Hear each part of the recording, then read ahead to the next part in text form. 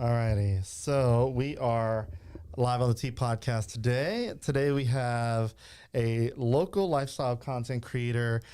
You may know of her if you're on TikTok at all. If you're on Facebook, you probably also know her from her cooking group and her Facebook page there, and also her seasoning, Whatcha Cookin Cajun Seasoning, and her name is Gabby Wilson. It's going to be a great episode, so I look forward to seeing what you guys have in the comment section. If you have any questions for her, feel free to mention anything on Facebook or YouTube. And with that, enjoy the episode.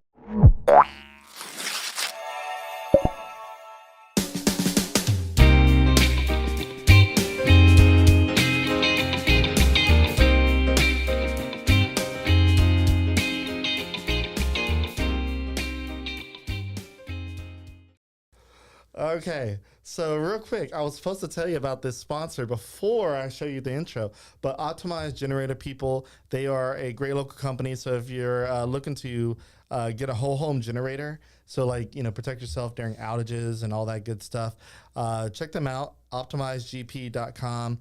They specialize in reliable home standby Generac generators. So they are a great company to do the full install. You can get started with them for like $600, and then like low monthly payments. I say low, like about $100 something dollars a month with financing, and you can get a whole home generator. And with the hurricanes, that is definitely something you want to look forward to getting. So that was our studio sponsor. Our presenting sponsor, Chase Group Construction. They take the lead and become your one point of contact for the entire design build process. And I'm going to leave it just at that. He likes to keep it short. Check him out, chasegroupconstruction.com. Great local sponsor. I appreciate them. They're building some really cool stuff right now. So just FYI, keep an eye out. And with that, let's get on with the episode. That's usually where I would have shown you the intro.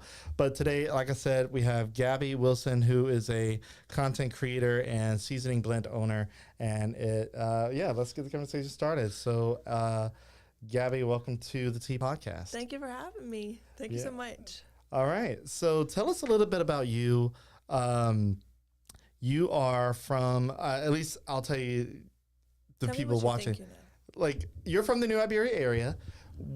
Tell me a little bit about you as far as how you got started and what you do and maybe your connection to the area and all that good stuff. Okay.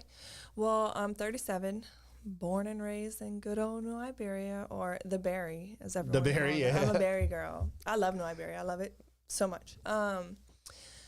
So I got... Well, whenever, like in 2016, I guess, 15, around there, 17, I started a cooking group. And then from there, I think my love for my community grew even more. So many people joined my group and started reaching out like, hey, we're doing this in the community. Would you want to join in? And so I was like, yes, I love this. I love this. And then from there, it just grew and grew and grew. Like benefits, I would do a lot of benefits, help people cook for benefits and just hang out and try to raise money for whatever benefit it was. So that's kind of how I got entwined with New Iberia and growing my cooking page. And so you were born and raised in New Iberia? Born and raised. So where were you born at? If you were born and raised, like you were not born in Lafayette, obviously. No. Did they have a hospital? Yeah, we have a hospital. Okay. We have two. All right. Dotree. Dotree, yeah. It's it's not really well, it is a hospital, but IMC took over. But Dr. Blue, I'm sure a lot of people know Dr. Blue. Okay, all right. So you're 37, and then you started your cooking group, your Facebook group in 2015, 2016, you said? Yeah, 16, 17, 15, one of those years. They kind of all blend together. It does, yeah. Were you always into cooking and doing all that good stuff? No? No, I wasn't actually. No, that's like a good story. Yeah, so I mean, most people in their early 20s really don't have any sort of real direction. They're just kind of like, just kind of taking life as it is. That's at least that was my thing. What were like in high school going into, I'm guessing college you went to, if not, what were your life goals essentially at that point? Like, where did you want to be um, you know, in your mid-20s, if you had any idea? So I went to school to do hair, and that ended quickly. You went to school to do hair? Yeah. Okay. Yeah, because I was like, yeah, that's what I want to do. I'm going to pick something to do, and that's going to be it. So, yeah, that's what I picked, and it ended quickly. It was not long-lived. So then my mom was a stay-at-home mom, and she always cooked for us, and she brought us to do everything. Yeah. So, like, I felt like later on in life, I wanted to be a stay-at-home mom at some point, but I didn't think that's, like, what I wanted to do, but I don't know. But I got into cooking when my mom left. She ended up moving to Texas very quickly, and we were all at home. In your mid-20s? No, I was like 18. At Oh, this wow. point. And I was like, how are we going to eat? And I had a little sister. I'm like, does anybody cook in this house? Wait, so she just up and left? Pretty much. Like, she told us she was moving, and I was like, what? Where are you going? Yeah. And she went to Texas, and I was like, all right, we got to eat. We got to figure something out. My dad could maybe boil eggs. Okay. There's something here. There's a deep story right there. Oh, yeah. Oh my God. I don't know how deep you want to get with that, but I mean, so there was a split up. There was a split up, Yeah. yeah. And then that's what I think pushed me into cooking. Okay. Like, my mom always cooked every single night she cooked. And I'd always watch her cook, but I wasn't really, like, into it. But when she left, I was like, hold up. What are we doing? What are we all how are we doing? gonna eat?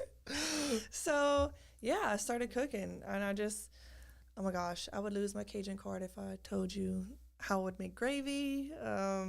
But hey, everyone ate it. No one complained. Okay, I'm gonna guess that you used the brown stuff, the whatever you call that, the bouquet. No, I didn't even know what that was. Okay, how did you make gravy then? I feel like people up north probably do this, but okay, like pork chops, rice and gravy, pork chops. I'd add in a can of soup to make like cream of mushroom or something. Oh, But yeah. we learn. Yeah, that's like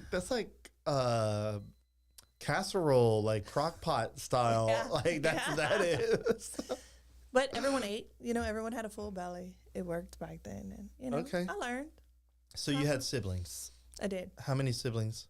I do. I have 2 older brothers and a younger sister. So 2 older brothers and a younger sister. Mhm, Okay. mhm. So your older brothers didn't know how to cook? No. No? So you No. stepped up to be the cook. Yeah, I stepped up. Okay. Yeah, my sister to this day, she still doesn't even cook. All right. All And she's right. like a couple years younger than me. Oh, God. It's crazy. So I have 2 younger brothers. Both of my brothers, I think, know how to cook to some degree. One of them knows how to cook way better than I think both of us. Because growing up, we would, as a family, we would go out on the back patio in the country. Like I'm talking about, whenever I say country, I'm talking about like 400 people max in the town country. Wow. Yeah, it's a little bitty place out in the woods near or north of Ville Platte area. Okay. And there would be many times as kids where we'd sit on the patio. Now, this was not a bougie patio, okay? This was a patio that was painted and it had red splotchy stuff. Like, it was rough. But my grandparents did what they were country people, Yeah. They did what they had to do. And it didn't have a cover over the patio. It was just a concrete slab that extended out from their house.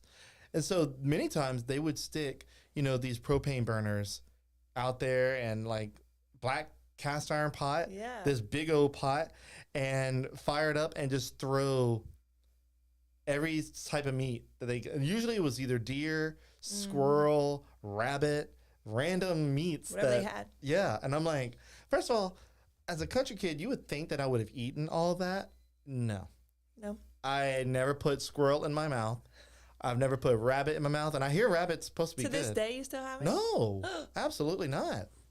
Absolutely not. But I was tricked one time by my family to eat deer. I know. You laugh So at did that. you like it? Okay. So it was in sloppy Joe form. Okay. And, it was highly sauced. Manwich blend. Yeah, And nice. that's my favorite blend of sloppy Yeah. Joe with the Manwich. But I noticed that the texture of the meat was different. Like it was like pieces of the meat were in my teeth differently than beef, and I'm like, what is that? I kept like picking stuff out. I'm like, and I didn't think anything of it. I just thought it was like really just higher, not gritty, but like just different texture of meat. I was like, whatever. Um, then we were talking about the sloppy joes that afternoon. We were at my cousin's house. We were about to play Call of Duty, and just hanging out as country kids. And they were like, "Did you like that sloppy joe?" I'm like, "Yeah, the sloppy joe was fine. It was good, right?" He said. I'm like, "Yeah." He goes, that was deer, right?" I'm like, "Stop it. You telling me I was tricked to deer?" Like, I was a little aggravated, but it wasn't bad. But, no, I don't eat deer. I don't eat deer, squirrel, rabbit. It's chicken, beef. That's it. That's it. Like, yeah. literally, I don't even eat seafood. No seafood. No. Have you tried it? Yes, I've tried it. Go ahead. It's just not for you. No. Oh gosh. I know. See, you say Cajun card being taken away. My Cajun card is on a slippery. I think I'm safe. I think I'm safe. You're definitely safe. Look, I seen some stuff you cook, and I'm like, look, it looks really good, but I can't eat that. I'm not gonna eat that. Okay, so, shrimp. I've tried shrimp before. Like, I don't know if it was fried or boiled. I don't know. It was. I've tried crawfish. Now, crawfish, I tried to like crawfish. The only time I've ever liked crawfish was when it was in pistolette form. Okay. I was living in Lake Charles, and somebody in the oil field or the plants that I was working at, they brought to the office this box of pistolette, crawfish cheese pistolettes. And I was like, you know what? Maybe this is my chance to taste it, and maybe I might like it. I liked it. I was digging it. It didn't have a crawfishy, seafoody flavor, which that's what messes me up. Okay. And then I went to somebody's house one time, and I don't know why, but they served me leftover crawfish étouffée. Like, I could not stomach it. Yeah. You have to. Sometimes crawfish étouffée. I feel like it depends on the crawfish. If you use leftover crawfish from like a boil, I feel like it's fine. There's no seafoody taste. But sometimes when you buy them, you open the bag and you're like, ooh.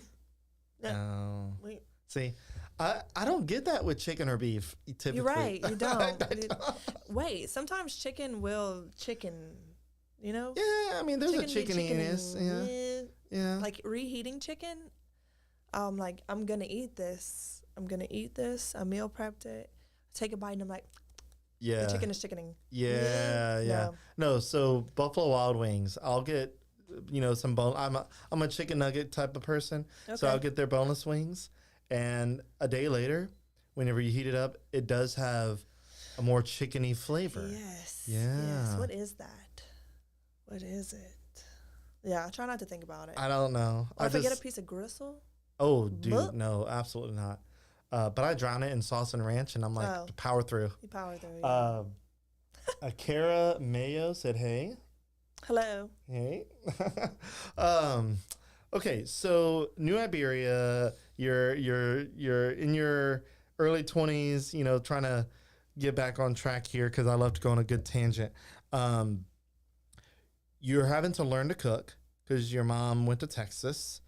Your dad really didn't know how to cook. None of the other siblings really didn't know how to. So you became the family cook. Yeah, head chef. Head chef. Like, so what are some other things that you would cook? Like hamburger helper? Like, were you? Yeah. Yeah, I would cook hamburger helper. You know what? This is another one. Whatever. I liked it. Tilapia. I'd always buy frozen boxes of tilapia, slap that on a cookie sheet, bake it, and hey. Yeah. We all ate it. I dress it up with like lemon, tomatoes, stuff like that, parsley. Good to go. With a box of macaroni and cheese. Yeah. And then what else? Spaghetti. I love spaghetti. That's when I started my gumbo. My first ever gumbo was when my mom left. Okay. Yeah. Well, let's talk about that. I'm gonna get my last sponsor in because we're at 15 minutes. Let's talk about that in a second. Give me a second here. All right. So our next sponsor is Music Academy of Acadiana. If you want to learn music or if your kids are interested in music, check them out. musicacademyacadiana.com. You can learn all the music you want with guitars, any string instrument, wind instrument, drums. If you have a good voice or if you think you might have a good voice, they can help you improve your voice. If you want to learn audio production, they can teach you that there. They have an award-winning in-house studio, so they can help you create an album if you want. Like if you want to learn music and create an album, they'll take you there and all that good stuff. So musicacademyacadiana.com. Check them out, and we appreciate their support. Okay, so we're on to you learning how to make gumbo. So that's interesting. So how old were you roughly when you made your first gumbo? 20, maybe 21, around there. I don't really remember, but yeah, a long time ago. A long time ago. So my mom would make a roux from scratch, or she would use the Tony Chachere's, the powder. Oh, all right. I always thought her gumbo was great, the best, you know? Mom makes the best. So I think my first one, I tried it with the Tony Chachere's powder. Came out good. And then I think my second one is when I tried my own roux. And I'm pretty sure I ruined that because of my garlic. I put garlic in my roux, like after when I put all my stuff in, it turned bitter. Yeah. Like garlic is sensitive. It is. Yeah. A brat. it's definitely right. And look, it's called the Pope and the Cajun Holy Trinity. But you know, I don't know too many popes, but I know some popes they can get a little bratish. Yeah. And so like you got to be careful. Like if I'm doing like onions and bell peppers, like onions and bell peppers are like sturdy broads. They're like you can cook them down hard, but you got to add the garlic towards the end. Yeah. To not burn it. Yeah. To like just make it where it just starts to deliver that little garlicky scent, and then that's it. And then we're done with you. Yeah, we're done. Yeah. Essentially, the garlic is there to bless the food, not to hang out with the food, to bless it. Not hanging out with y'all. Okay, so making your first gumbo. Looking back now, how, like, is there anything you would do to your gumbo that's different? Like, have you kept a very similar recipe? Like, tell me a little bit about the evolution of your gumbo. I think my gumbo has pretty much stayed the same. My mom has always browned her meat before, and I do that. I know some people just dump the chicken, sausage right in there. I don't do that.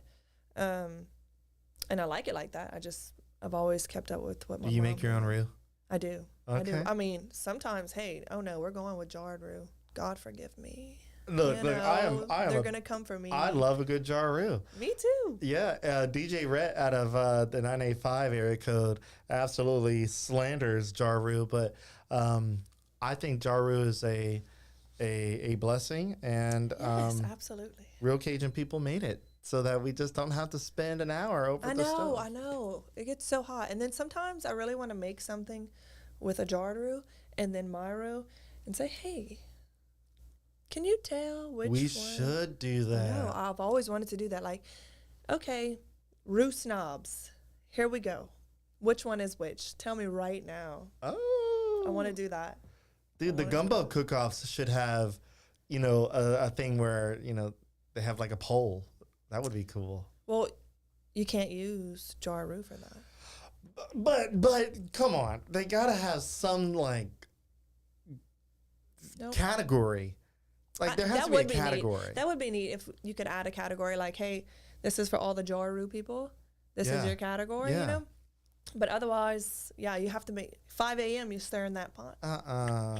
Yep. Okay, so I've made a roux before, but only in a small sense of like a gravy or like thickening up something. Right. But like for my gumbos, I use Carrie's roux because it's out of Ville Platte and I'm from the Ville Platte area. Represent. So I'll pull Carrie's. I've never really used Savoy's. I saw a lot of people swear up and down. Is it Savoy or is that Savoy? I think it's Savoy. Savoy. Yeah. I think Savoy would be VOY. But Savoi's with the little old lady on it. I think that's what Savoi's is. Really? I think so. I've never even noticed that. Maybe I'm wrong. Oh God. Either way, so you made your own roux in your early 20s. Yes. I learned how to make roux. I mean, not roux, gumbo. I learned how to make gumbo for the first time probably less than 5 years ago, and never knew how to cook it before that. Hey, you got to start somewhere. Sometimes, And Hey. you know how I learned how to cook it? How? Watching a cooking video from a YouTuber, or like today is TikTok's the big thing, but like Yeah. watching one of those videos helped me learn how to cook a gumbo. Yeah. Yeah. And now that you say that, whenever I was cooking, you know who I was always watching? Bobby Flay, Ina Garten, who else? Gianna, whatever her name is. I was always The bobblehead. I was always watching them all the time. Like, Dude, 'cause that's who all we I had. Right. Or YouTube. Yeah. But it was more the Food Network. That's who I always watched. And I learned a lot from them. Yeah, man. Look, okay, so watching Food Network is a little bit challenging because they make some really bougie stuff Oh, yeah. sometimes. I'm like, I can never make that because I don't have those ingredients. And I think, I don't even know if Walmart even carried them as a kid. I'm like, Right. like, what is it sassafras? Is there something like that? Yeah. Like, where Yeah. do you get that? I don't know. You know, even though as a kid I didn't even look for that type of stuff, so I just knew like the bare ingredients, like onion, bell pepper, stuff like that. Right. But so one day I came across the Cajun Ninja on YouTube, and I saw that he made a gumbo with rotisserie chicken, and I thought that was amazing because Yeah. my wife and I love to go buy rotisserie chicken, Mm-hmm. and I said, it's gotta be easy. It's gotta be good. The flavor's gotta be Yeah. there. So Yeah. like we're gonna make a gumbo and use rotisserie chicken. And guess what? My family loved the gumbo. There you go. I don't know if they were lying, but Hey. they said it. There you go. There you go. As long as your family loves it, everyone's eating, everyone's bellies are full, happy. There you go. That's all that matters. That's all that matters is your circle loving it. Yeah, yeah. You know what I noticed too, while we're on the topic of as long as family likes it, I consider Acadiana as a whole one big family in a weird way. We all have this like one goal in mind to just hang out, chill, and eat. That's like our vibe. Yeah. And we are the biggest critics of each other's cooking. Oh, definitely. We won't say anything while we're eating. But whenever you leave the house, you're in the car, you're like, did you taste that? Like, what was that? Yeah. Oh, yeah. I feel like South Louisiana as a whole, we are the biggest critics of food and Food snobs. Yeah, food snobs, exactly. And so I guess I'll let my secret out. I have a friend who cooks really good. I love her food. And one time she made me this crab and shrimp stew maybe. It was the best I've ever had. And I've tried to nail it every time and I just can't, but I will never tell her, but there it is. There it is.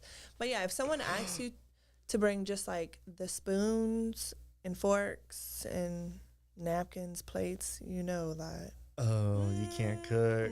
You can't cook. Thank you, but hey, just bring the plates. Bring the napkins for us, you know? Yeah, because in everybody's family, everybody's known for the dish that they make. Right. Like in our family, my wife's mom, she's married to another woman, so we call them the moms. And her wife makes a great mac and cheese. Essentially, it's the Paula Deen recipe or something like that. But it's great. My kids love it. It's a really good mac and cheese for like a dinner. Mm-hmm. And we'd say, hey, you bring in your mac and cheese? Anytime we talk about like doing a dinner on a back patio, you bring in your mac and cheese, right? Oh yeah, we'll do it. And then another family member will like, oh, I'm bringing the deviled eggs because they make the deviled eggs good. Yeah. And then there are times when somebody is coming over and it's like, oh no, just bring the Yeah. Just bring the bread. Yeah, exactly. Can you bring the rice? How about the rice? That's what I tell my sister. Yeah, bring the bread or the rice, something like that. Yeah, you know? yeah. Y'all bring drinks. You can't mess that up. Yeah, exactly. God. Yeah, my sister, so she knows, like, when she comes to the house, like, if we have for Thanksgiving or Christmas, she's the cleaner. She's the cleaner, and she will let you know, I'm not cooking, I'll clean. I'm like, hey, that's great. That's a team. Your contribute. Yeah, that's a team. So yeah, it works. That's a contribution for sure. Yeah. Lord. Okay, so from learning how to create your own gumbo out of necessity, essentially,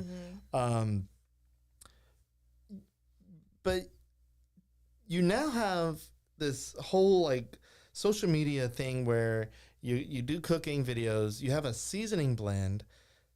Like at what point did you say, hey, I think I cook good enough, I think I should start like videoing it? Okay. And putting it on social media. Like, right. Like, where was the thought? Like, obviously that was in 2015, 2016 timeframe. What made you think that you could go into doing anything with showing and providing a platform for other people to cook and learn how to cook? Like, tell me a little bit about that. So, okay, I was on Facebook and I cooked one night. I really don't remember what it was, and I posted a picture of it. I'm sure it was the ugliest picture ever, you know. It was probably gray or real yellow. And someone, like, some people commented, like, oh, that looks good. How'd you make it? And then the next, like, I scrolled up and someone posted a status, whatever it's called. It said, no one wants to see what you've cooked. And I'm like, ooh, I know that was for me. Like, I know that was a dig at me. So I was like, golly. Like, I feel like a lot of people cook a dish and they're like, look at this, and they just want to share it. So I was like, let me make a group where everyone can post what they're cooking that night, or if they went eat out, like, you know, something like that. And people, you don't even have to post. If you just want a recipe, watch, yeah, you could just watch, you know. And so I made the group, and I was like, let's see how this goes. So I just started posting, you know, my little dishes that I was making that night, and other people started posting theirs, and like everyone just started chatting, like, how'd you make that? Here's this tip, let's, you know, it just started to grow and grow and grow and grow. Yeah. And I really love it. It's a little community. I love it. How many people are on the group? I think right now we're at 80,000, right? 79. Wow. Right there. Really? Yeah. That's a lot. Yeah, I know. That's a good bit of people on the group. But you don't get paid on, like, Facebook doesn't pay you from the group, right? No. No. I don't get paid for that. But it's been a safe space for people to post, you know, their food. I try to keep out all the ugly comments, because just because you don't eat it, you don't need to let everybody know. You know? Just keep scrolling. Yeah. I don't want to eat that crawfishy toothpaste. Right. It tastes crawfishy. Or you put golden cream and mushroom in that. That's not it. Look, okay. So speaking of people and their comments and their critiques on food, because we kind of mentioned that. So someone on TikTok recently, as of like the day before yesterday, literally went out of their way to create a whole freaking TikTok. Not really of them talking, but like it was a screenshot of a Google search. Stupid, by the way. Stupid. Apparently they Googled, what is the Cajun Holy Grail? That's what they searched, the Cajun Holy Grail. And it, like, the screenshot shows Cajun Holy Grail, and it says what's in it. And it said, because Google knows how to interpret what you're looking for. It said it includes bell pepper, onion, and celery. And this person went off, like saying, I'm from 337. I ain't never seen anybody put celery into the Holy Trinity. But even though they searched Holy Grail, that was one weird thing. But like, I read that. I'm like, she was like livid that people were using celery and calling it part of the Holy Trinity. And I'm like, I said, you know what? I commented, I said, as a spokesperson for the Cajun Heartland region, the Cajun Holy Trinity is, in fact, without a doubt, bell pepper, onion, celery, and garlic is considered the Pope. And then my comment got like the most reactions out of that. I verified, and it was like one of the top ones. And then everybody else in the comment section was also like, for you being from 337, you sure really don't know what you're talking about. Like, Really? everybody's like, it's literally celery. Like, that's part of it. And somebody even went farther and said that Prudhomme, is it Prudhomme? There was a Paul local chef, Paul Prudhomme, yeah. And I don't know if it was him or he named the potential, not the Cajun Holy Trinity. I don't think he came up with that name, but there was like a blend of like vegetables, and he called it something. I had to go back and look. And people are like, yeah, like this has been a thing. And this lady is in the comment section fighting for her life, like fighting for her life to try to keep her Cajun card. I bet she is. Yeah, that's crazy to me. That is the Holy Trinity. And I wonder why she put Holy Grail. I wonder if that was like on purpose, because I hear that song that says Holy Grail. What is that? A Jay-Z song or something like Maybe, that? yeah. People talking about that. So I wonder if I don't know. But honestly, I never even heard of people saying the Pope until recently. I've never called garlic the Pope. Where did that come from? I don't know where that came from. I think I saw it on a t-shirt once. Parish Ink out of right here in Lafayette. They have a shirt. I don't know if they still have it in stock, but it was the Cajun Holy Trinity, and it had like the design is very Catholic stained glass look, and it had bell pepper, onion, celery, and in the middle, and it looked like a Trinity shaped thing. In the middle, it had I think it had a Trinity shaped thing. In the middle, it had garlic, and they named it the Pope. I'm like, that's really cool. Yeah, that is. I love t-shirts like that. I love t-shirts. And so whenever we were talking about garlic, and I said, it's literally the thing that blesses the food. Right. That's the Pope. It's like, it gives it its little, like, extra little something. I wonder who came up with that, because, I mean, it really... Whoever did deserves some kind of Cajun award. Right, I don't know. Right. They deserve an actual card, you know? An actual Cajun card. Yeah, an actual card. You should create an actual card. So Tobias, I don't know how to say your last name. He says, "Hey guys, I have a question." Okay, Tobias, what is your question? He's commenting on YouTube, so cool. Let's see what this is about. Oh Lord. Yeah. While he's doing that, okay. So you have this group, and it's gaining a following. It sounds like it gained it pretty quickly. It did. Yeah. It did. At what point did you decide, okay, I have this little group, it's growing, I want to start making did you start making your own videos at that point? Or like, what were you doing for yourself at that point besides providing a group for people to share?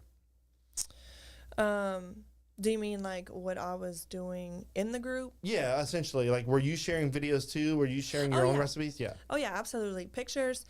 I really wasn't making too many videos. I feel like Instagram, I'd make a little video on Instagram or like a boomerang, and then I'd post that on Facebook of like me mixing the Holy Trinity, or, you know, once I had my etouffee done, like mixing that.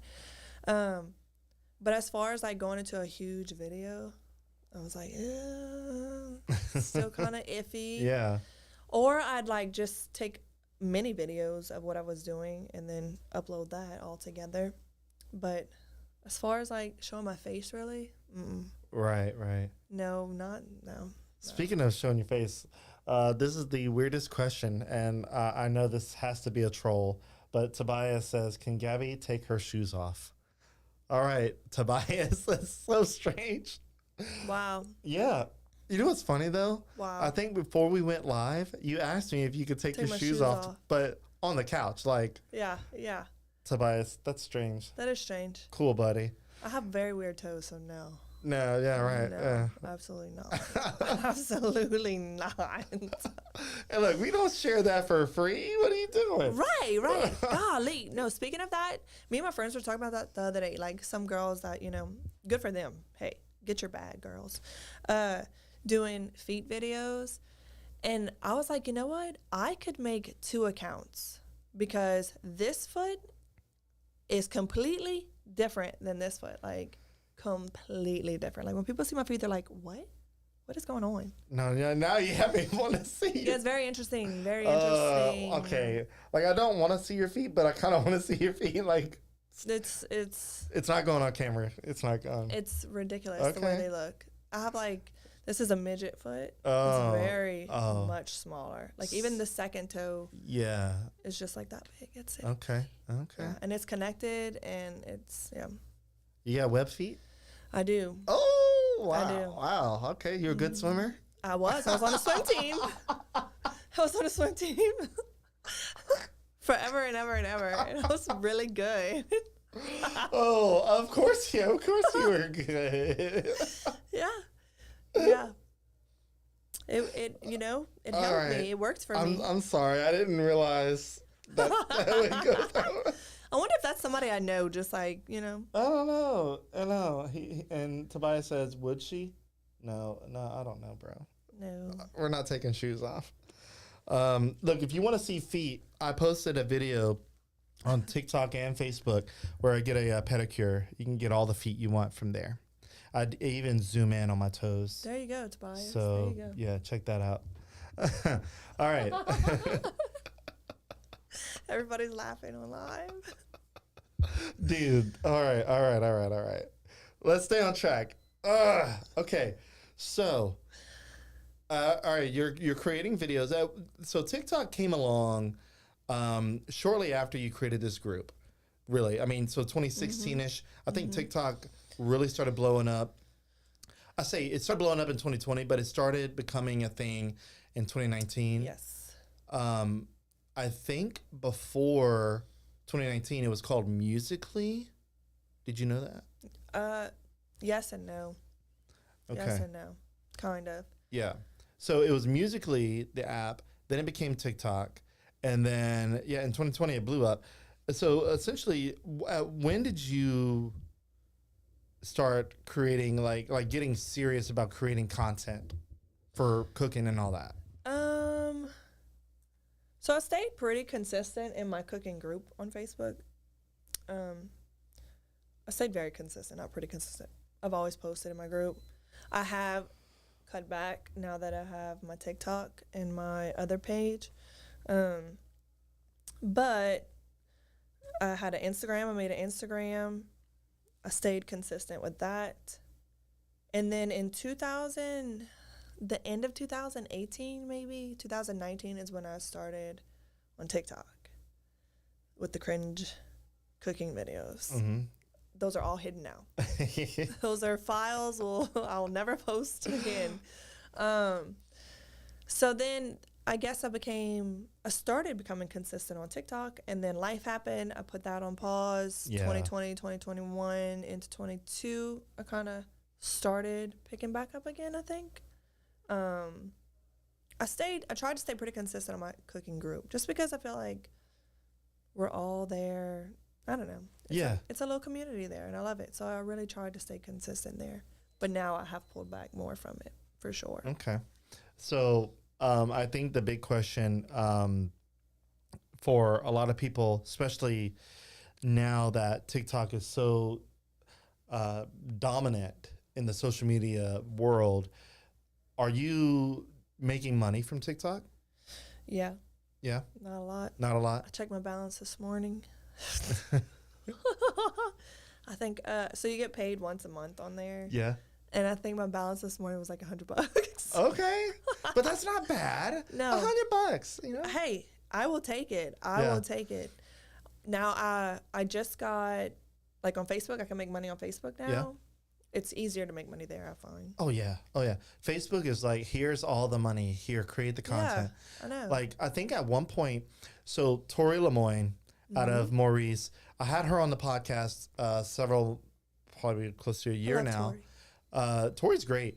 And we were talking about just, social media and all that good stuff. And she was not on Facebook.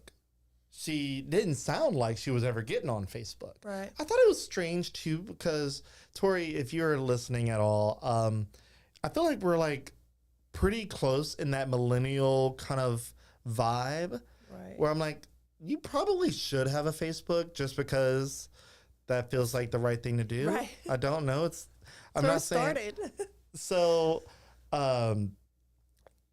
Facebook recently decided to, and I don't know if they still do that, but it was like probably earlier this year, where they were trying to get people from TikTok. I think it happened when TikTok became temporarily banned, like all of a sudden TikTok went dark. Right. I think it happened around that time where Facebook was like, hey, TikTok creators, if you hop onto our Come platform, over here. literally, no lie, they would give you $2,500. Wow. Yes. I was like, where's my $2,500? I've been here. I'm an OG. Yeah. Like, Don't we get something for that? yeah, like put some respect. Right. But no, Ugh. we have to be, it's like the phone companies. You get all the good deals when you're the new customer. Yeah. But all the old customers get just Chopped liver. Yeah, the chopped liver, and you pay the highest prices. Yeah. Yeah. Yeah. So You have Facebook to call is and like, threaten. you're right. I'm You leaving. got to call and threaten. Like, I need my bill lower. So Facebook is over here offering $2,500 for new accounts, and guess who shows up on Facebook? Tori. I said, "Oh, Tori, I see Tori. You made it at the right time. Yeah, you're coming in. You held out. Yeah. I'm about to delete my account, and I'm about to say, hey, Facebook, I'm coming back. Right. Oh God. I know. didn't even know about that. Seriously, I was a little Oh. perturbed. I'm Yeah. not gonna lie. I was like, I honestly miss out on a lot of things on TikTok. Like they always have like, oh, do this. We'll give you $25. Do that. But I'm so scared to ever do any of those things. And they're like, we're going to pull back on this. yeah. Like, even though I don't make anything really, like, I don't know. I try to be so strategic about TikTok. And then I'm like, you know what? Why am I doing this? Why am I looking up times that I should post? And it gets on my nerves. You know what? I don't think that matters. I think people stress over when should I post way too much when you should just post. I know. Because Facebook's like, come on, girl, post it. Post it So all. people ask me all the time, like, so full disclosure, a lot of the content that I post is paid content. Mm-hmm. Like I've managed to figure it out, and sometimes it's not, but there's paid content, and I'll get asked from people, business owners, so when's the best time to post it, you think? I'm like, I used to tell people, you want to, and this is what my thought process was, like, especially with my content, I was like, especially with it being heavy food related, and this could play a lot for other people, is I would say, post your content about 10:30, 11 o'clock before lunch. Everybody's looking like they're hungry. What are we cooking tonight? Right, yeah. What they cooking tonight? Where are we going to go eat tonight? What are we going to do for lunch? And so people were, I would attack that lunch crowd, and then I would say around 2:30 is when like most people in offices are like doom scrolling and bored and like checking out for the day, literally, and like just riding the clock until 5. And I would post around 2:30, 3 o'clock, and it'd be fine. And then I would wait until about 6:30, 7:30 at night when all the moms would put their kids to bed and get them fed, and then they're in the bathtub scrolling on the internet. Boom, catch them then. I used to tell people I would post around those times, and now I find that I can post at 10:30 at night, and I get a good little pop. And I'm like, weird. You know what? People are chronically online. Yeah. You could post almost at any point in time during the day, and people are going to see it. And the algorithms have changed so much that your feeds, even Facebook, TikTok, Instagram, your feeds are curated in such a way. Do you have to restart something? I got banned. Oh, you got banned? Yeah. Why? We're talking about feet? Violation. I got a violation. Okay, so for those that can't see, Gabby had her TikTok live streaming, and she got a violation hit. Speaking of social media, she got a violation hit It was the feet. It was the feet. It had to have been. It had to be the feet. But look, and see, this is another thing I don't understand. I don't know if anybody can see this. So it gives you like live rewards. I don't understand. Estimated this live 51 cents. Estimated this week 15 cents. Like, I guess that's from things people send. I guess. I can't believe I was banned. Okay. Dude, I feel bad. It's fine. Are you sure? Who was that? Tobias that asked that question? Yeah, Tobias, you got her banned, bro. Oh well. Oh well. You'll get it back, right? Yeah. I think you have to wait like a week, maybe. Wow. Somebody just texted me. Your live just ended. Let's see what they said. Your live just got discontinued. It's because you said midget happened to me once. Oh, it's because you said midget? Midget, yeah. Oh, that's probably my it. Toes. Yeah, you were talking about your small toes. Yeah, my small toes. Oh, that's funny. I mean, not funny. Like that word is not good to call somebody that word. Okay, but that's crazy. Like that's crazy. Yeah. That I got. Wow. See, this is why Facebook. We just love. Bro, Facebook. I'm still live. Thank you, Facebook, for not banning it. Thanks, Facebook. Oh. Sensitive. Yeah. Sensitive okay. Girl. See, and like, speaking of social media, we're like, this is kind of the whole vibe of this whole episode. Is there's times when one platform will just let anything slide. Yeah. Literally. Like Facebook right now is chilling, we're grooving. And TikTok will, like just now, ban you for something so I'd say insignificant. It wasn't serious. I know, I'm talking about myself. Right. I'm talking about myself. And I don't understand that. it's all AI driven. Right. It's all AI bots controlling who gets banned, who gets violated, whatever. But what's crazy is, and I know you may not have seen this because you're not a man, but as a man, TikTok shows me videos, and no, I'm not looking up these videos. I know what some of you may be thinking. Oh, this is because that's you curated your feed. Right. No, there have been random times when, like, whole freaking body parts. I don't want to say because I don't want Facebook to be like, oh, drop this. Yeah. Whole body parts are just visible. It's crazy. What I see on TikTok. Yeah. It is crazy, and I'm like, how is this allowed? Yeah. How is this allowed? It's disgusting. Like, okay, so it's disgusting. This might be not, I don't know if it's TMI or, whatever disclosure I need to provide people to listening. But there was one time, speaking of TikTok creators trying to make money, so you have the TikTok shop where you have these creators who literally decided the only way I can make money is I need to sell stuff. Right. So they literally become like Amazon Express on TikTok for themselves.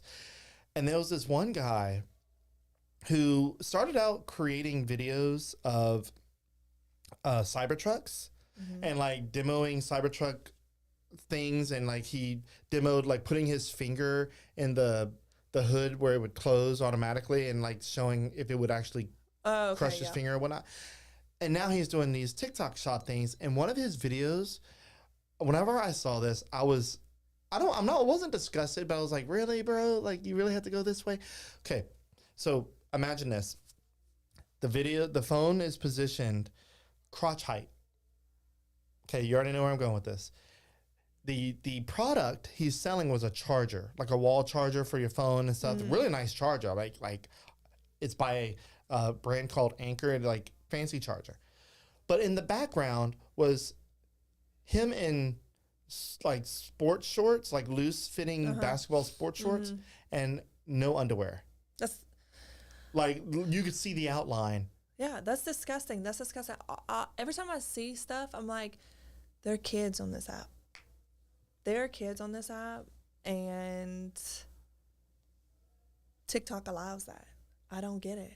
I don't get it at all. Yeah, it's wild. Like, it's the wild, wild west. It is. TikTok. Do you want to see something even wilder? It is, yes. Instagram is unhinged. See, I'm not. Like I'm on Instagram. I used to really, really post a lot on Instagram. Funny story, I had a skincare page on Instagram because Okay. I love skincare and Were you makeup. were you a Love Lime Life it. rep? No, Okay. no, I wasn't.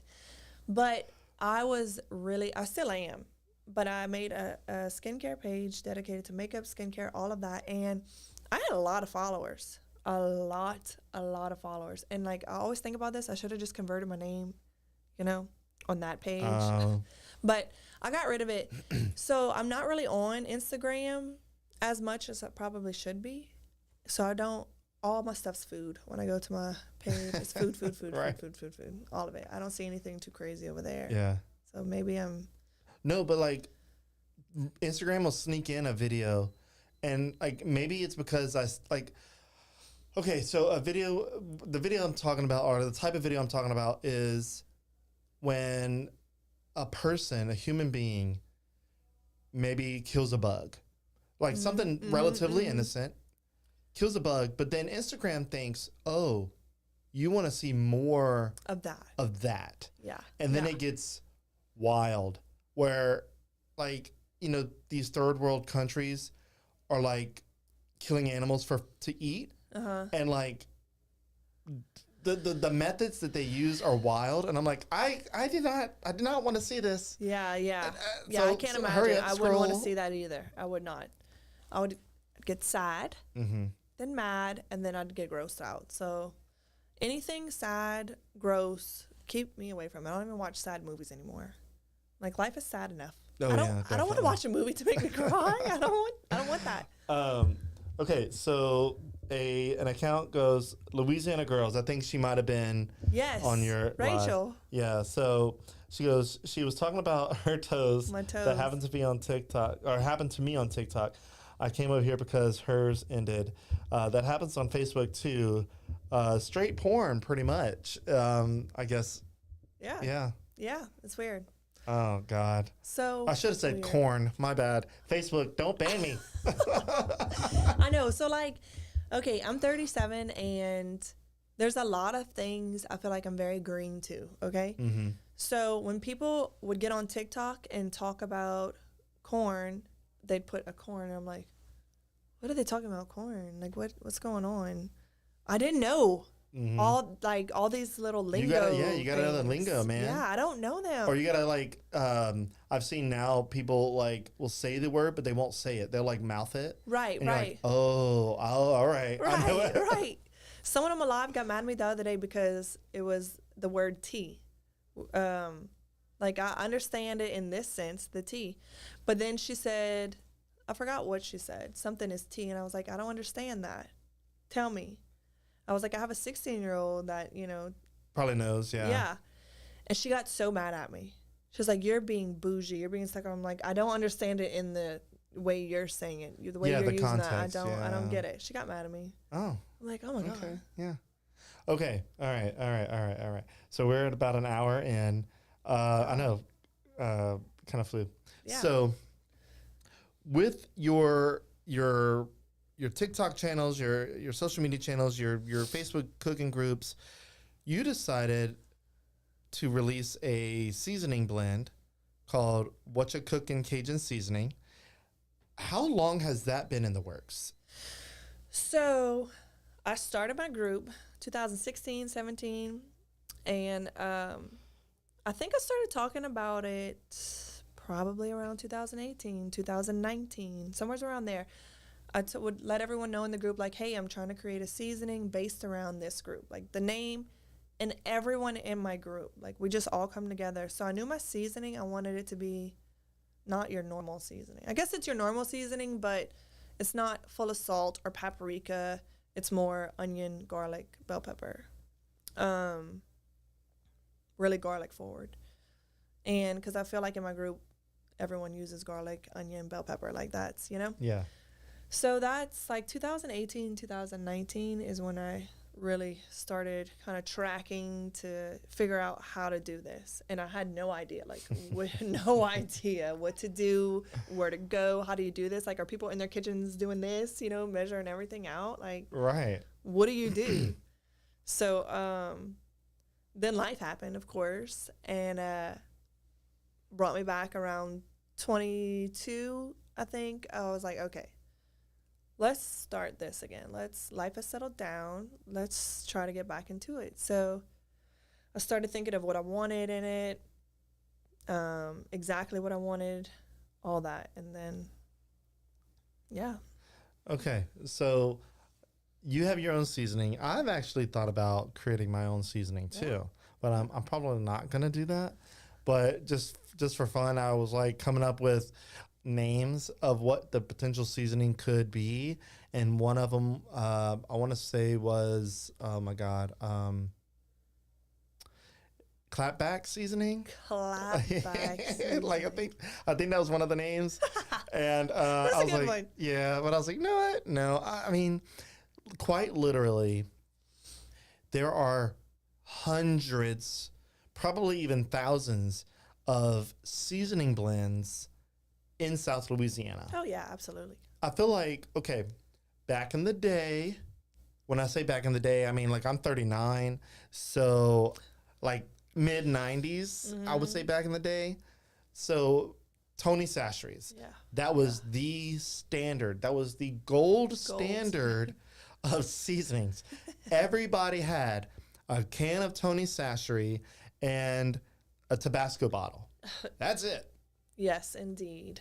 And then now, you know, as time progressed, I think in the early 2000s, Slap Your Mama came onto the scene. And I was like, ooh, this is different. Yeah, like, all right. Yeah. I like Slap Your Mama. I like the name. Yeah. And they're from Bill Flat. I'm like, cool. I'm vibing with it. So I made the hard switch to use Slap Your Mama. And I used Slap Your Mama probably from that point until probably 2019-ish, until I saw Cajun Ninja came out with Paya seasoning. Now, I know in between that, he was not the only one to come out with a seasoning blend. Right. Because there's a lot of them. But after I bought Paya, I started seeing other creators, because that's when TikTok really started to come on scene. Other creators were talking about K-Fred, and then you had this stale cracker guy that came along the scene wearing the ridiculous wig at that point and like slapping the spoon on the pot, and then, you know, while we wait, we hydrate, you know, the whole shtick. Right. He created the Cajun two-step. I was like, genius, cool. He has his own merch and his seasoning, cool. And then, you know, as time progressed, I saw more people come up with their own seasonings. We have so many seasonings, in fact, that I think it was last year or the year, it was last year, Karen Crow actually birthed, or I think birthed is the correct term, the Cajun Seasoning Festival. Oh, yeah. Yeah. Right. So someone told me about that last year, I think it was, where, you know, you're trying to find the best seasoning. Who has the best seasoning? And I wanted to do it, but I think we had something else going on, and I don't remember what it was, but that's really neat. I want to go to that. I absolutely I think it's coming up again. Soon, huh? Yeah. Okay, so Louisiana Girl says, her seasoning is great. I thought about making one, but all my friends have great seasonings already. Look, it's crazy because, like, what variation of seasoning can you do now? Right. She also says, that's the progression of my seasoning use. Also, Tony's, then Slap Your Mama, then Paya. Now all of my friends have seasonings. Yeah, that's how, same for me. Tony's, and then Slap Your Mama, and what did I do next?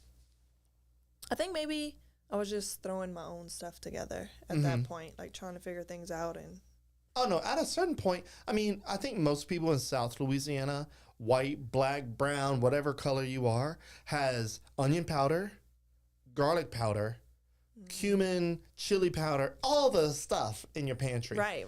And so you do your own like seasonings, but sometimes you just like, you know what? I'm gonna also, because it's not either or. It's also I'm gonna slap. Not slap your mama. I'm gonna slap whatever you have in your pantry. Yeah. Absolutely. And like my cabinet, my seasoning cabinet, if you open it, I have everybody's in there because I love to try it. Like, yes, yes. So I have everybody's. And whenever I was making mine, it was always onion powder, garlic powder, and some seasoning. So when I made my seasoning, I wanted to make sure that was the forefront, the garlic, onion, and bell pepper. So you don't have to add in a bunch more of that. So mine has a lot of that in it. Yeah. Okay. But I have everybody. I mean, my cabinet's full, and I love it. Yeah. I love it. I actually want to make a video like, let's see who we have in here. Let's, you know. Oh, you probably have way more than I do. I have a lot. Especially in New Iberia. I feel like there's probably a big, I have my own Cajun seasoning, like, thing going on in New Iberia area. Oh, yeah, definitely. Like, everybody has their own freaking seasoning. Definitely. Yeah, there's a lot. But yeah, I support them all. I have them all in the cabinet. I love it. I love opening, like, okay. And these things are not getting cheaper either. Okay, I want to say Paya, I was buying it when it first came out for $5.99. I'm like, were seasonings always above $5? I don't remember this. Like, I thought it was like at least $3. I know. I think mine right now is at $5.99. Don't quote me. It goes by whatever the store wants to put. Right. But yeah, like the other day I got a message from the guy who makes my seasoning, and he's like, hey, garlic's going up. And I'm like, gosh, okay. Stuff just, fluctuates, the price of things, and it goes up, but so it is what it is. I mean, so since you have experience in creating your own seasoning, what tell me about the process of creating your own seasoning. Like, you don't obviously have to say any proprietary things, but like, if somebody's interested in creating their own seasoning, God forbid, and God help them, that you create another seasoning that we have to put in our pantry, and then shelf space, you have to fight for that. So tell me the logistics and the process that you had to go through, and what are some things that you remember being like, oh my gosh, like I didn't realize this type of thing of that process. So I knew what I wanted at the forefront of my seasoning. I knew I wanted a little kick and then low sodium. So that's all I knew. I knew I wanted a lot of garlic, onion, and bell pepper, and I didn't know how that should be mixed. Like, I have some other things in there, but like you have to think of stuff so it doesn't cake. That has to go in there. You have to start thinking about like weight, all that. So how much of each is going to go? I didn't know. I brought what I liked to the guy, and I was like, hey, I want my seasoning to taste like this. And I wanted a lot of people, their seasoning is very fine milled. I wanted pieces in there, like big stuff of the bell pepper so you could see it. So I told him that, and he was like, okay. Okay, so let's try to recreate what you just brought me. Oh. And we nailed it. Took a couple tries, but it was easy as that for me. I know some people just go places and they're like, help me, so they just come up with something. That works for some people, but I just knew already what I wanted exactly. Yeah. I knew I didn't want sugar. In my seasoning. I didn't want paprika.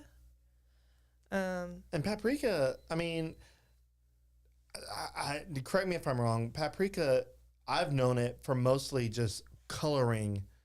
Like, it has some flavor, but unless you get like high quality smoked paprika, then right, it's just for color. Yeah. So I knew I didn't want that though. The paprika. I feel like everybody has paprika in there, so I was like, let's stay away. I want to stay away. You got paprika. Cayenne? Yes. Yeah. I do have red pepper in it. And I knew I didn't want sugar. I see There's sugar in other ones? A lot of them have sugar in it. I don't know why. I didn't even ask. I don't know. But they do. And I knew I didn't want that in there. Maybe it's that like addictive, like salt and sweetie type. Yeah, I don't know. And I knew I wanted sea salt. Okay. So I have sea salt. Not Himalayan salt? Yeah. Pink Himalayan salt? Yeah. Yeah, no, we didn't do that. So we did the sea salt just to keep it healthier. Low sodium, Okay. And yeah, I brought it to him, and he was probably like, I'm gonna get it as close as I can, you know? And it worked. It worked. I love it. I feel like other people really do like it, you know? So you get your seasoning blend right. Now the next part obviously is the production, like the cost of that. Like just a broad example, like what was the upfront financial part of it for you? Like how much did it cost you to create your own seasoning in the beginning? Okay, I would say around 1,800. That's it? That's it. I feel like that'd be a lot more. I feel like it'd be like 10 grand. No, absolutely not. Now, some places that I called said you have to order this much, like 3 pallets. Oh. And that was way too much because I didn't know. I'm like, where am I going to put that? Where?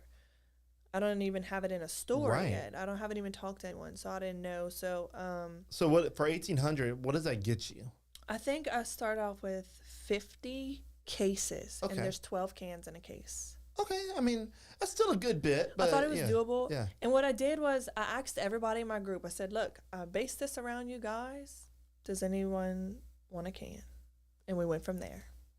All right. Yeah, and it worked. Okay, so you went from getting your cans 50 case or 50, you said 50 cases? Yeah, I think it was roughly 50 cases. Yeah. And then you're distributing via your friend groups and your pages. At what point did you think, how do I get this in a store? Because going back to the original reason we're talking about this, is there's so many other seasonings. And there's literally almost whole aisles now of Cajun seasonings. Dedicated. Where it used to be just like a couple, and then now there's like, 5 rows and like 7 columns of different seasonings. Did you have to like make a hard sell to a grocery store, or like how did you first get into your, I guess, first store? Yeah, your first store. So I made my page for my seasoning, and I called that Whatcha Cookin Cajun Seasoning. And I started posting on there a little bit more, and some people started reaching out to me like, hey, we'd love to sell your seasoning. So I was like, great, because I am a nervous person. Having to go ask someone like, hey, would you like to put my seasoning with the million others on the shelf, Right. And because that's no. So like people started reaching out to me, and I was like, oh my gosh, yes, like that's awesome. Thank you so much. Thank you. And so that's kind of how it started. And then I kind of grew, a set, and when I asked people like, hey, I live here in New Iberia. I love New Iberia. Would you like to carry my seasoning? And everyone was like, yes, absolutely. So it worked out. I mean, people have told me no. Like, we have too many. Like, go look at the shelf. There's way too many. And I'm like, yeah, I completely understand. I get it. So I'm sorry if I missed it. What store was the first store you got into? My first store, I think it was Bilo, actually. Bilo? And that's the store I grew up going to. Okay. Yeah. Is that like a little convenience store? Our little local grocery store. Yeah. Mm-hmm. Okay. Yeah, I love it. I love it. So you still have your stuff there? Yes. Yeah. I do. Okay. So you are in News, correct? I am. So is that when you had to grow a set and... Yes. Okay. So exactly. How did you get into News? Like, you just messaged them on Facebook and was like, hey, I want to put my seasonings on your shelf? So, me and Taylor always eat at Mendez's. We love Mendez's. And Jeff was like, man, go to News. Go talk to Blaine at News. And I'm like, oh. Like, I hate having to do that, because you don't know what answer you're going to get. And I get it. So I think maybe I messaged them and said like, hey, I'm so-and-so, I have seasoning. And I'm just thinking to myself like, I have another seasoning. one. Yeah, another one. And so they reached back out, and they were like, come talk to us, bring us a case. We'll talk about it. So I was like, oh no, a meeting. So I get over there, and I had to put your big girl pants on. Yeah. So I get over there, I'm sweating, and I'm like, hi. And I told them about the seasoning, and they were like, yeah, we checked out your page. You know, you have a lot of followers in your cooking group, this and that. And they're like, yeah, we'll give it a try. And I'm like, oh my gosh.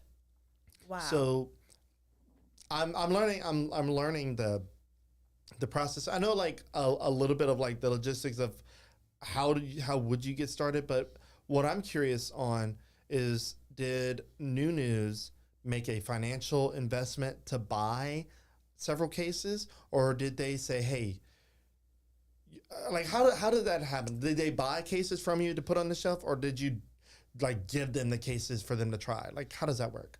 So, no, they bought the cases. We started off with one case. I gave them an invoice. I got the check in the mail that week. And then it was kind of like, we'll see how it does. And it was gone. Thank you to all my supporters in Youngsville. It was gone. Like, awesome. I forgot within, I don't know how long it was. So then they contacted me. Were like, hey, we're out. And I was like, what? Really? And they were like, yeah, bring us 2 cases. So I was like, okay, cool. Okay. Went back, brought 2 cases. And then the next time, I think they were like, hey, we're opening a new store in Maurice. We want you there. I was like, oh, my gosh. Yes. So, yeah. And then I branched out to all of their stores. Okay. It's really cool. Yeah. So, on average, what does the sell-through look like? Do you know? Like, how many cases are you selling to New News in a given, quarter or month, whatever does that look like? I feel like I'm bringing 2 cases to each store every 3 months, I think, maybe. Okay. Maybe, give or take. Around there, I don't know exactly. I guess I should keep track of all that. Kind of You probably should. But I don't. Like, you probably should to get kind of get an idea of like, are you ramping up? Or are you plateauing? Right. Yeah, I know. Yeah. I know. But it sounds like you're doing this because you love to do it, and it's just something fun for you to do. And if it becomes something bigger, cool. Yeah. But right now, you just enjoy it. Absolutely. Yeah. And so absolutely. Yeah. I don't want it to become a job for me, because then everyone gets sick of their job, and I love doing it. I love taking the little trip to go and drop it off, because then I always get to try new grocery store. I mean, it's not new all the time, but like I just love to see what everyone has in their grocery store. Yeah. I'll grab a bottle of wine. What else you got here? In your meat department, always check out the meat department, Yeah, we always check out the meat department. What are you talking about? We live in Cajun country. Yeah, so I love it. I really do love going to drop stuff. I've been talking to everybody and see what's going on. Okay. Catching up, yeah. So speaking of job, on your social media, on your TikTok, you recently began... Like, I'm going over an hour because I feel like we're finally opening up here, and you've gotten a little bit more comfortable. Yeah, relaxed. And so, speaking of jobs, you had to make not a series, but like several videos demonstrating that you have what, if I remember correctly, 9 different jobs. 23. No. Okay, right. So, what do you do for work? So I'm a surgical assistant. I do that. I used to do it full time, travel to Lake Charles 2 days a week back in New Iberia. But life just became hectic. So I just do it part time now. I teach swimming lessons in the summer. I've been doing that for, I don't know, a long time now. A long time. Those toes come in handy. Yeah, right. Don't say the little toes. God, dog. So swimming lessons, I teach Legree in New Iberia. What is Legree? It's a form of workout on a reformer machine. It's low impact. It's awesome. Okay. Awesome. Your first class is free. We offer rebound. Shameless plug. First class is free. Yeah, it's a great studio. I love it. I love it. And then I'm a PMU artist. A PMU artist. A lot of people don't know that. They're like, what? A PMU? Yes, permanent makeup. Oh, permanent makeup. Makeup, yeah. Okay, so I do that makes brows sense. and lips. Yeah, a lot of people don't know that. A lot of people always ask me on my TikTok, it's like, what do you do for a living. And I'm like, So is that tattooing? tattooing, yeah. So you tattoo? Yeah, I tattoo brows and lips, yeah. Wow. I can't draw a stick person, I can't even draw a stick person, but yeah, I'll tattoo your brows and your lips for you.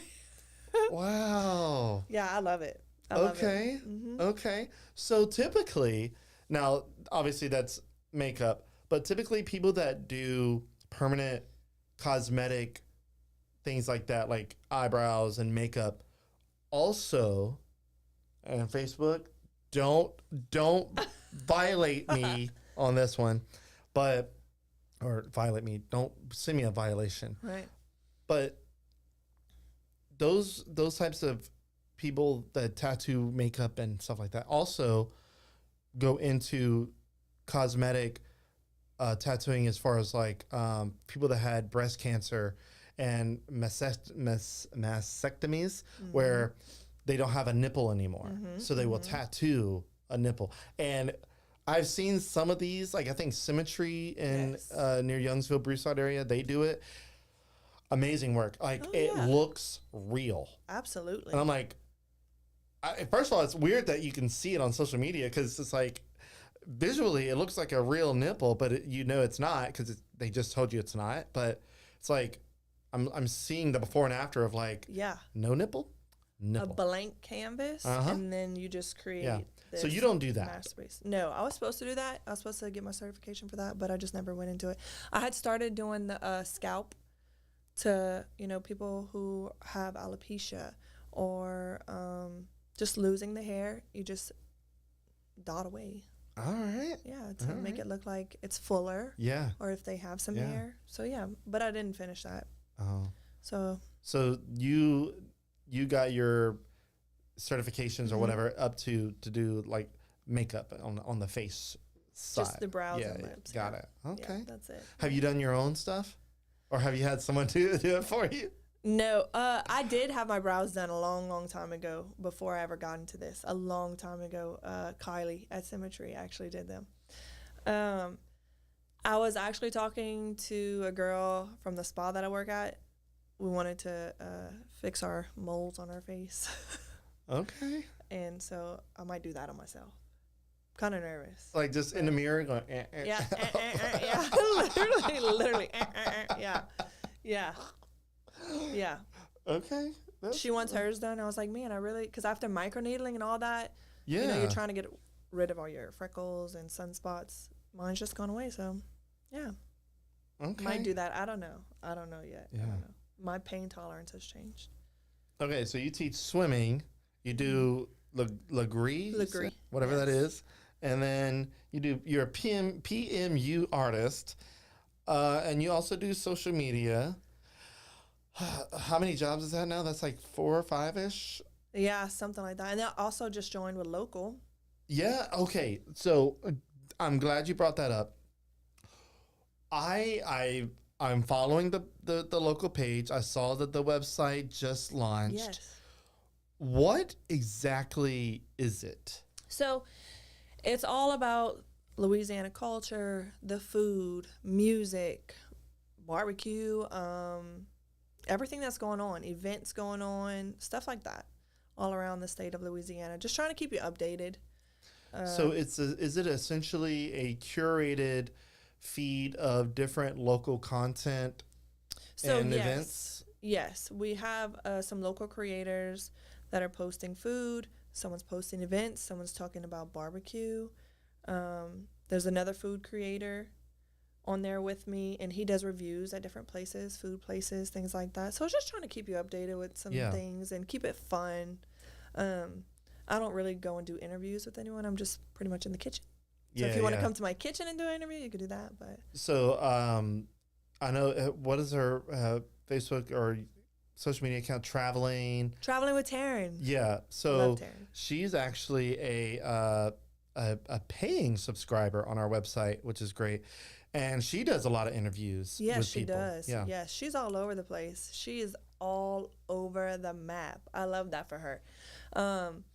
So she's doing a lot of interviews. She'll go to restaurants and try out the food, things like that. She's been talking with a lot of country singers. She's working on a lot of things right now. A lot. She stays busy. Yeah. Yeah, she's awesome. Love So to- your content is essentially just piped into it. Correct. Like, here's a recipe. You want to cook something? Here's a recipe from Gabby. Stuff like that. And you get paid. Do you get paid from that yet? Or is it since it's just starting up, I don't know if there's any revenue yet for it. No, we're kind of building it. Yeah. We're in the building phase right now. We're hoping people jump on and Is it golocal.com? yes. And we have local is spelt the Cajun way. The Cajun way, yeah. Leauxcal. correct. Yes. Correct. And we have a Facebook. We just launched our website. We're working on the app, TikTok and Instagram. And so who's who all is behind it as far as like getting this up and running? Is it 1, 2, 3 people? 2 guys, Kelby and Joe. They are heading everything. They have backgrounds in social media, things like that. Kelby and Joe. Yeah. Where would I know them at all? So I think Kelby would do like advertisement for a large company. Okay. Joe, I'm not sure. Okay. But they're heading all this, putting it all together for us. They're running. But their faces are nowhere to be seen, right? I know. They're the guys in the background. Yeah, they're the guys. They're the Yeah. Wizard of Oz. Yeah. They're the behind the curtain. Behind the curtain, yeah, making it happen, yeah. So honestly, Absolutely. I thought. Now I don't know her name. It's the redhead. Travel to boot. Amanda. Oh, Amanda. Is it Amanda. Sharp? Yes. Amanda Sharp? Yes, Amanda Sharp. Okay, I know Nathan Sharp. I see his name. Yeah, Nate. But Amanda comments under travel to boot. Yeah. Okay. Yeah. I thought that they were starting it. Like Yeah. I thought they were the creators of it. Yeah, no, but they're going to be a part of it because they like to go try food, talk to different people. It's just they like to get out into the community, especially for Broussard. They like to represent Broussard Dude. big time. They are always out. Always out. I'm like, They're okay, getting it. all right, look, how in this economy, where is the money coming from? They're dude. getting it though. They are getting it for sure. Having fun. Taryn too. She is all over. Yeah, Having fun, you know. yeah. So she just got back from a camping trip, I think. I forgot she's doing something today too. Her and Terry. Terry is another creator on the app. What do these people's husbands do? That's what I want to know. Right? That's what I want to know. Right? I know. So your husband, is he, not to bring him up or anything, but I think I remember seeing on one of your pages his computer setup. Is that right? Yeah. Is he a stockbroker or is He's not a broker. trader? He's a trader. Got it. Futures trader. So he does Okay. that every day. He gets in, makes his trades, and gets out. So, and he offers classes for that too. And so he does pretty good with it? Oh yeah, he does. He does. There's money to be made there. A lot of money to be made. And he literally shows everybody exactly what he's doing, and people can join his class and just follow his trades. And I'm like, get in on that. Get in on that because you could just follow what he's doing. And that's what a lot of people do, you know. Yeah, yeah. So that's what he does. So not to go too deep into what husbands do for a living, but like that's his full-time gig. That's his full-time job. No, No, he has a full-time job. What does he do full-time? He's a firefighter. Oh, he's a firefighter. Mm-hmm. All right. Because I was watching y'all the other day on y'all's patio, and he looked like he could be a firefighter. Like he's built like he could be a firefighter. Yeah. Yeah, he works out every single day. Every single day. He will not miss a workout. But yeah, he's a firefighter in Abbeville. Nice. Yeah. I've missed a lot of workouts. I've missed a bunch. Yes, Yeah. sir. Taylor, that's what he loves to do. That's what he loves to do. That and play with cars. Okay. Yeah. I love to eat. And, No, we Yeah. love Yeah. to eat. I think most people in South Louisiana Yeah. do. So for me, I do a lot of stuff too. I create a bunch of stuff that nobody sees yet. I'm working on something right now. I don't want to get too deep into it because it's almost ready to go. Yeah? Like it's pretty, I'm pretty excited about it. I've been is working on it exciting. off and on like since April, but the past 3 weeks, I've been going full steam ahead on it. And I see you got a call coming in. Do you got to take it? No. Okay. But yeah, it's going to be, I'll just say this. It's going to revolve around crawfish. Oh. And I don't eat crawfish. Yeah, that's Ain't strange. Wait, how did this come about? Uh-huh. How did it, yeah, everyone's going to start talking now. Yeah. How did this come about? Yeah. So, I don't have to eat crawfish to recognize that there's a potential need for something. Mm-hmm. And in the, I don't want to call it the crawfish community, but I guess I'll call it that. In the community of thou which you like crawfish, there are certain questions that always come up every single time crawfish season is in peak form. Right. And I'm like, why is this question constantly being asked?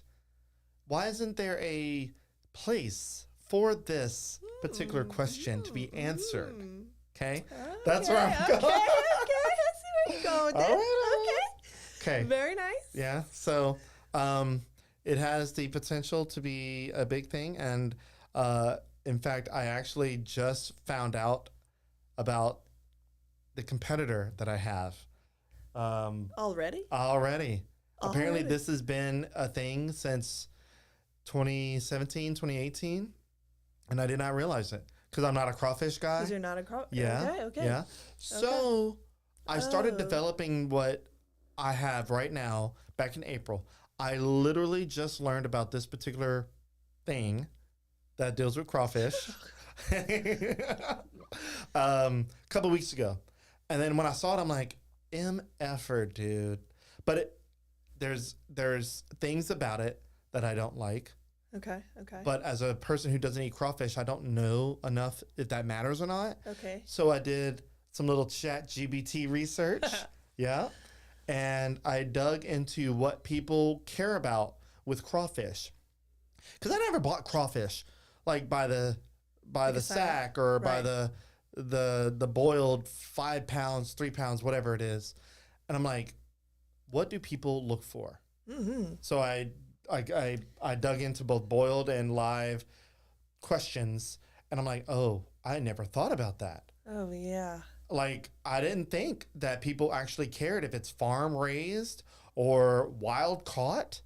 Oh. Like, Okay. I mean, there may not be a real need there, but that was a question. But that's a question. Yeah. Or how big? And I know the question of size is always a thing that I've seen, but like, how big are they? I'm like, okay, it's a legitimate question. And then are they field run or select? Right. I didn't know that was yeah, a thing. Yeah. Wait, was one of the questions, do they season on the outside or just the water? That is the biggest thing I've seen over the last year. That is a big thing. 2 years. Like, wow. Was that a question on there? I think it was. So in the thing that I'm pursuing, I don't know how much of a point of contention that question is. I know that the size matters a lot. Mm-hmm. And I know that price matters. So that's the main things. Wow. Yeah. I'm very surprised because anytime I've posted crawfish, that's the first thing. Oh, they're seasoned on the outside. They don't know what they're doing. And I'm like, oh my gosh, we season the water too. But I like it on my fingers. I like that. Right. I like that. Right. If I'm sucking the head, I want to get the seasoning off the top of the head. Like, I know this is a wild tangent now, but mustard on crawfish. let's hear it. What is that? Okay. So, I don't know. Okay. I don't eat crawfish, but I see people spraying crawfish with mustard. Okay, listen. Someone's gonna say, take her Cajun card away. So me and my friend, my best friend, a couple years back, we decided we boiled some crawfish, a sack of crawfish, and they were amazing. And we put mustard on it and then seasoned the outside. I don't know why everyone's going crazy about it, because people put mustard on their fish before they fry them. It's like a binder, you know? You don't taste mustard at all. It just melts away the seasoning sticks to the outside of the shell. So we decided to come up with 2 girls, 1 sack. Oh, no, you didn't. Yeah. No. So we were like going to boil crawfish for people. And then we did it a couple times, and everyone was like, "Oh, this is great. This is amazing." And then we're like, "Yeah, we put mustard on the outside." And they're like, "Excuse me? What?" So it went away very quickly. But yeah, it was great. Never done it again since then. But yeah, I just don't. I guess I'm just so open to doing whatever, trying whatever, and some people are just so stuck in their ways with things, absolutely. especially with food. That's what I mean. Going back to what we mentioned earlier, people, especially here, are the biggest critics of other people's cooking. Yeah. And if you don't do it the way that person's family did it since 1970, like you're doing it wrong. Their grandmama did it this way, so you better not change. My Mimi, she put the mustard on it. You gotta put the mustard on it. Yeah, I've never seen mustard go on crawfish, but I'm not going to sit here and say, oh, that's not the right way to do it. No, on social media, I might play into that's not right. But, you know, I try to get into more serious debates like your roux is burnt kind of thing. Like that's too dark. Yeah. Like it's good to have dark, but it's too dark. But yeah, I mean, you know, people have their things. And at the end of the day, if it tastes good. I know. Now, tomatoes in gumbo, I don't jive with. No, me And either. I've never seen that here. No, I haven't seen that here. But DJ Rhett out of 985 claims that we do that. I don't know. That's a New Orleans thing. I don't know. I swear by it. Who's DJ Rhett? You don't know who DJ Rhett is? Yeah, I do. I just had to say that. Okay, good. All right. He commented on one of my videos. Dig. So, yeah. Who is DJ Rhett? I don't know that guy. So, yeah, I will get down with anyone's food. Like, I love that. I feel like that's how we learn, you know, about how food is made and cultures and things like that. Like, I love it. I will never discredit someone's food. You put tomatoes in your gumbo, whatever. Do what you do. Like, you make your etouffee with golden cream and mushroom. Okay, cool. Like, I'll eat it. I'm going to eat it. I love food. I'm a big bag. I love food. You put tomatoes in your etouffee. Cool. You know what? Whenever I was cooking, when I was living at my dad's, I made my etouffee with golden cream and mushroom all the time. Probably threw a can of Rotel in there. We live and we learn. Yeah. You know, I'm still going to eat it. Yeah, regardless. You get forgiven. Yeah. You go to confession, right? I'm not a Catholic, but you go to confession. I'm not Catholic. Okay. Yeah, no, I'm not Catholic. I just assumed you from New Iberia. You probably Catholic. Nope. No, I'm not Catholic. I grew up going to First Assembly. Oh, all And you know what's funny that you bring this up? I thought about it yesterday. So one time in my cooking group, it was a Friday during Lent, I posted my boudin. Uh-huh. And some guy, maybe he's not a guy, whatever, I don't know. He's I shouldn't call him just a guy. He's a pope or a whatever. I don't know. A father. A father, yeah. He went off on me. And like dug into my last name, Como. I was like, you're disrespecting. I was like, oh my gosh, because I was eating boudin on a Friday during Lent. Okay. And I guess like you should not do that. Yeah, no, if you're Catholic, you're supposed to only eat seafood, which I feel like, you know, people love seafood. Like, is it really a sacrifice? I don't get it, but he was very mad at me. He was really upset and saying I was like disrespecting my last name and by eating the boudin on a Friday. Wow. Forgive me. Yeah. For eating boudin. You're being a bad Catholic. I know. And you're not even Catholic. I'm not Catholic. I know. To each their own. Everyone, hey, I don't care. Yeah, yeah. I was just enjoying my boudin on a Friday. Look, I am Pentecostal. I am farthest away from Catholic as there is. So yeah, I do what I do. Yeah, hey. Yeah. That's why I feel like leave everyone to do what they do. That's how I feel about it. Like, you know, eat your food like that. Be who you want to be. I don't care. Yeah. Do what you want to do. Well, cool, man. This has been good. We're at a little over an hour and a half. We even had the shops at Autumnwood, which has Albertsons. It's on the Johnson South College area, Albertsons and China One. They even commented. Oh, really? They said, is it? Yeah, they said smashed it, and they have a little fist, little Okay. arm thing. I don't know. Cool They deal. commented. Hey, that's cool. Cool. And then all the Louisiana girls. Lejeune's best Nick. Cajun seasoning. He commented. He said, "Go Whatcha Cookin Gabby." We were just Bro. talking about you, Nick. And then Louisiana girls said, "I'm gonna need brows and lips done, ma'am." And then Terrence, she's doing good reviews as we speak with Terry and Adam. And she just commented again, "Great podcast, Gabby." Thank you, Rachel. Thank you. Well, look, this was great. And I'm glad that you were able to get a little bit more comfortable because you definitely were nervous in the beginning. I felt like I was on a bad date. I was like, I'm pulling here. I'm trying. Yeah, I know. Yeah. It takes me a while. Like if you know me in real life, you know, like I'm awkward. But if you're in my kitchen, then hey, then I'm relaxed and you know. Yeah. But other than that, I'm very nervous and yeah, it just takes a Awesome. while. You got to pull it out of me. Yeah. I'm like that too. If I meet somebody new, I'm reserved. But with that, I thank you for coming on today, and I'm glad that you didn't cancel. I know we scheduled this a while back. Yeah, And I I'm know, glad- a while Yeah, back, yeah. a while back. But A I long booked time. these out. Like I'm booking out 3 months in advance. A lot of people. Yeah, because when I tried to schedule, I was like, whoa, when am I supposed to get here? Next year? Yeah, you are busy. But I have so many people asking to come on now, and like I had someone earlier this week ask me, "Hey, did you have anybody cancel yet?" I'm like, "Let me check with the person that I have coming on," and it just so happened you were on TikTok Live, and we confirmed. I was like, I said, "Bro, she's still coming." So Yeah. Whenever I got that email and I went to your schedule, I was like, whoa, this is crazy. That's awesome. yeah. Hey, I love it. I have something to do every Friday. Well, every Friday that I have something to do with the podcast, which is every Friday except for like major weekends. And even though July 4th, I did one on July 4th, Oh, wow. which I probably shouldn't have, but I like doing it. So I don't think about, oh, it's work. I need to. Right. No, I just like doing it. So, Had a great time. well, I'm glad. great I'm time. glad Thank you had you a so good much. time. And I'm glad the comment section was pretty active and Yes, thank you guys. respectful. And besides the feet comment, that was wild. Anyway, Gabby, I wish you all the success with your seasoning and anything you. else you do.